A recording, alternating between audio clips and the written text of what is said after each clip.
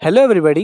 दोस्तों, पाकिस्तान की गवर्नमेंट में इस वक्त एक बहुत ही खुशी की लहर चल पड़ी है क्योंकि फाइनली पाकिस्तान को आईएमएफ से लोन सैंक्शन कर दिया गया है। लेकिन एक कर्जा लेने में इतनी खुशी किस बात की, आइए समझते हैं इस वीडियो में। Or is finally going to get some respite with aid to pull up its crumbling economy.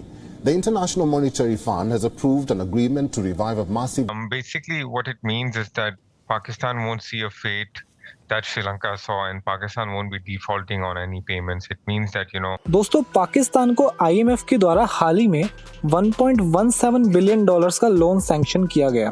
आपने ये सब होने से पहले न्यूज में काफी ये सुना होगा कि 6 बिलियन डॉलर्स 7 बिलियन डॉलर्स का आईएमएफ ने लोन सैंक्शन किया है पाकिस्तान को या फिर करने वाला है। How much is the latest bailout worth? $6 billion.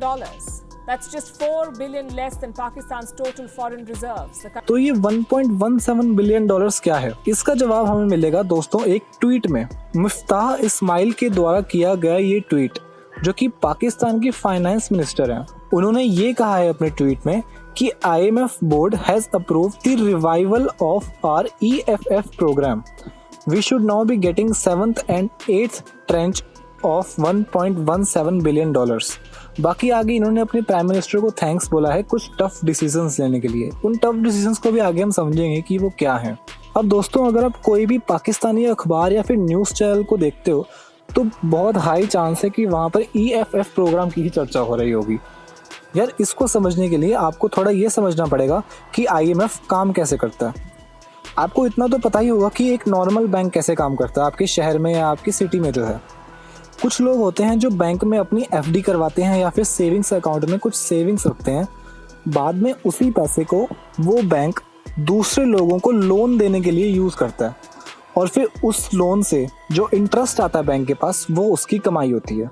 IMF भी कुछ ऐसे ही काम करता है। अब जैसे आपकी शहर में, सिटी में एक हेड बैंक होता है या फिर किसी कंट्री का जो हेड बैंक होता है, इंडिया में है रिजर्व बैंक ऑफ इंडिया, वैसे ही ये जो IMF है ये पूरी दुनिया का बैंक है। पूरी दुनिया में दो बड़े बैंक्स हैं, एक है IMF और एक है वर्ल्ड बैंक। इन दोनों बैंक्स में हर देश को अपना एक कोटा डिपॉजिट करवाना होता है। वो कोटा हर देश की इकोनॉमी को देख के डिसाइड होता है। अब यहाँ पे कोई भी देश अपनी मर्जी से ज्यादा कोटा डिपॉजिट नहीं करवा सकता। ये डिसाइड होता है कि उसकी इकोनॉमी कैसा परफॉर्म कर रही है, उस देश के पास पैसा कितना है, उस हिसाब से वो कोटा अपना दे सकता है IMF और वर्ल्ड बैंक को। अब अमेरिका जो है वो दुनिया की लार्जेस्ट इकोनॉमी है, तो इसी वजह से वर्ल्ड बैंक और IMF में मेजॉरिटी स्टेक अमेरिका का होता है। तो इस तरह से कंट्रीज वर्ल्ड बैंक और IMF में अपना डिपॉजिट रखती हैं। लेकिन अगर कभी वर्ल्ड में किसी कंट्री में इकोनॉमिक क्राइसिस आ जाए तो उस केस में IMF उन देशों को लोन देता है। अब ऑब्वियसली यहाँ पे IMF कोई फ्री का धन नहीं बांट रहा, उस लोन के पैसों पे वो इंटरेस्ट चार्ज करता है।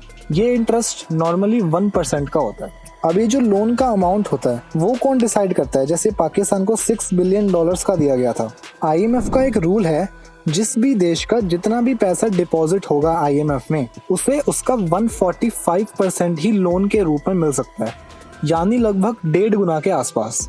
अब पाकिस्तान का जो कोटा है IMF में वो है 2.6 बिलियन डॉलर्स का। लेकिन 2019 में कुछ स्पेशल केसेस को ध्यान में रखते हुए, क्योंकि उस वक्त कोविड भी बहुत नज़दीक था, लगभग शुरू हो ही गया था, तो इस 145% को 245% कर दिया गया पाकिस्तान के केस में। तो उसे उसके 2.6 बिलियन डॉलर्स का 245% मिल गया, जो कि था 6 बिलियन डॉलर्स। अब ये जो अमाउंट है पाकिस्तान को किश्तों में मिलना था, और जैसे कि इन्होंने ट्वीट में लिखा है, the IMF board has revived our EFF programme. Revive का मतलब क्या होता है? बंद होके वापस से शुरू होना।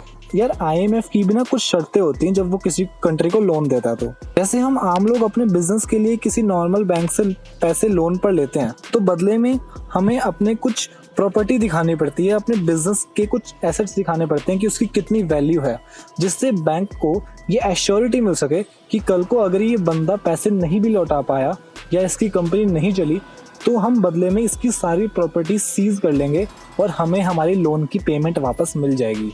उसी तरह जब IMF किसी कंट्री को लोन देता है तो वो उस कंट्री में उनकी पॉलिसीज चेंज करने की डिमांड करता है कि आप अपनी पॉलिसीज को कुछ इस तरह से चेंज करो, फॉर एग्जाम्पल कि हमें आपकी GDP में 0.2% की ग्रोथ देखने को मिल जाए, तभी हम ये एश्योर हो पाएंगे कि आप हमारा लोन वापस कर सकते हो।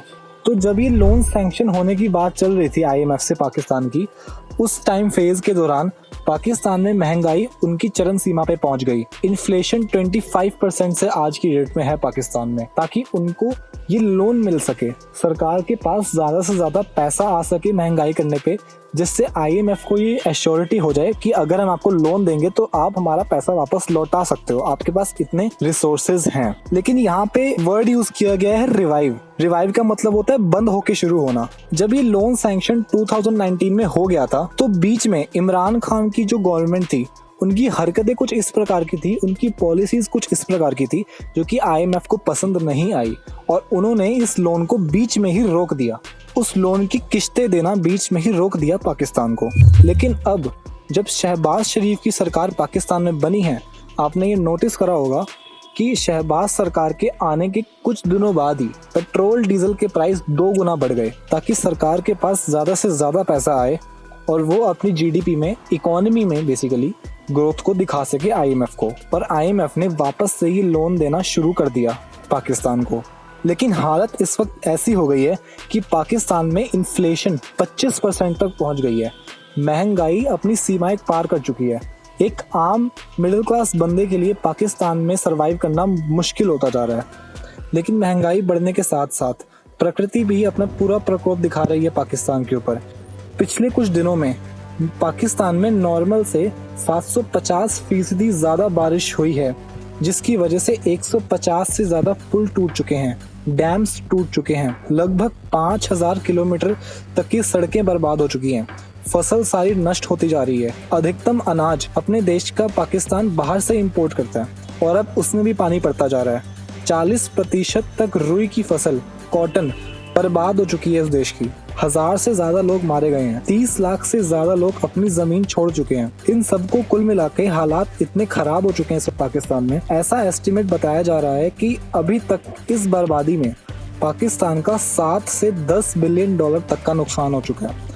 और इसी बीच पाकिस्तान के फाइनेंस मिनिस्टर ने दुनिया को ये अंदेशा दिया है कि वो इंडिया से वापस से ट्रेड शुरू कर सकते हैं। तो ये था दोस्तों पूरा सिनेरियो इस वक्त जो चल रहा है पाकिस्तान में। हम उम्मीद करते हैं कि ये फ्लड्स की सिचुएशन जल्द से जल्द ठीक हो और पाकिस्तानीज वापस से अपनी नॉर्मल जिंदगी जी सकें। मिलता हूँ आपसे नेक्स्ट वीडियो में। अगर वीडियो पसंद आए तो चैनल को सब्सक्राइब जरूर करना, वीडियो को लाइक जरूर करना, शेयर करो इसे अपने दोस्तों के साथ। मिलता हूँ आपसे नेक्स्ट वीडियो में। Till then bye bye.